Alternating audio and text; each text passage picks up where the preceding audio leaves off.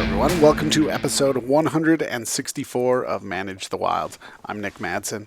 So, I asked a question the other day on Instagram. If you had $1 million, would you spend it all across the state? If you could spend it anywhere in your state, would you spend it all across the state or in one area? Most of the people responded in one area. And that's because $1 million will barely buy you a tank of gas anymore. But it will still buy you some other things besides a tank of gas. I'm sitting here on Google Earth and I'm looking at an area that I used to work in when I was in wildlife. And it was one of the most impressive and amazing sights that I've ever seen. I got to, when I was going out and I was working with some elk depredation issues in northwestern Utah.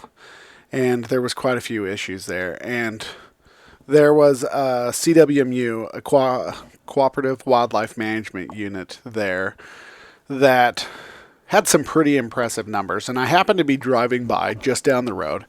And out in the middle of basically desert, BLM ground and some private, looks like a checkerboard, giant checkerboard, was this pivot.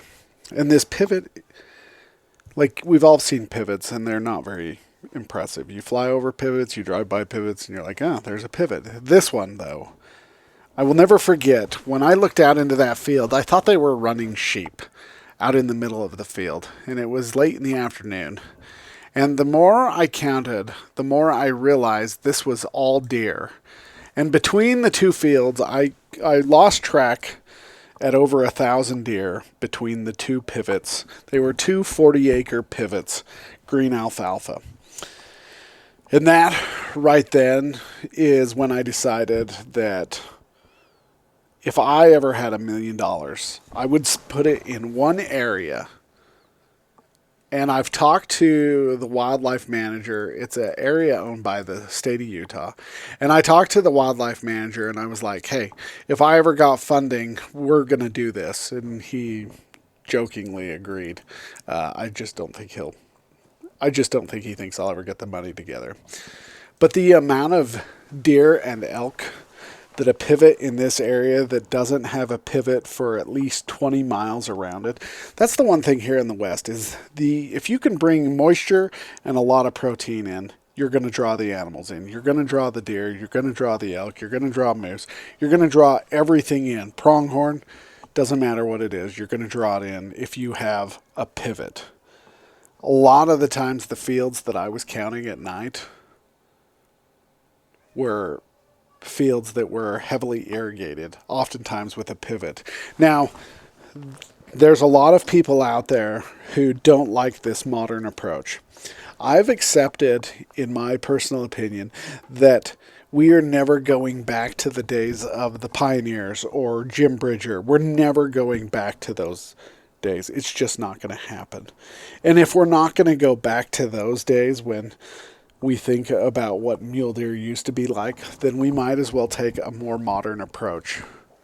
Because you're never going to get rid of the cheatgrass. You're never going to get rid of a lot of those invasive species that are moving in.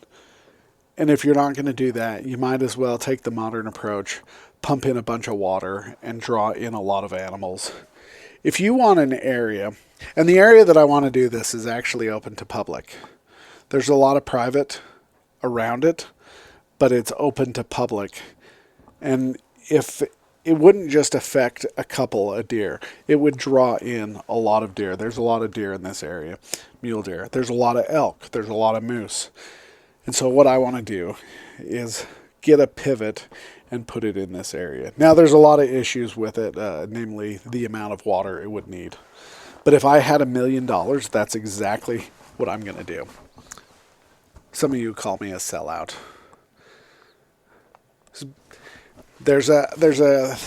So when you're out working with wildlife and you're out at night and you're going from field to field, you have a lot of crazy theories. This is just what happens. It keeps you awake. When you've got to drive from Woodruff to Randolph to Logan to Ogden, and it's the middle of the night, 2 a.m, you start to think of crazy things just to keep you awake. So if you look at all the Walmart distribution centers, they're all within 12 hours. And that's the way all the distribution centers are set up, because that's the best method that they could do. I actually want to do that with pivots, not 12 hours, obviously.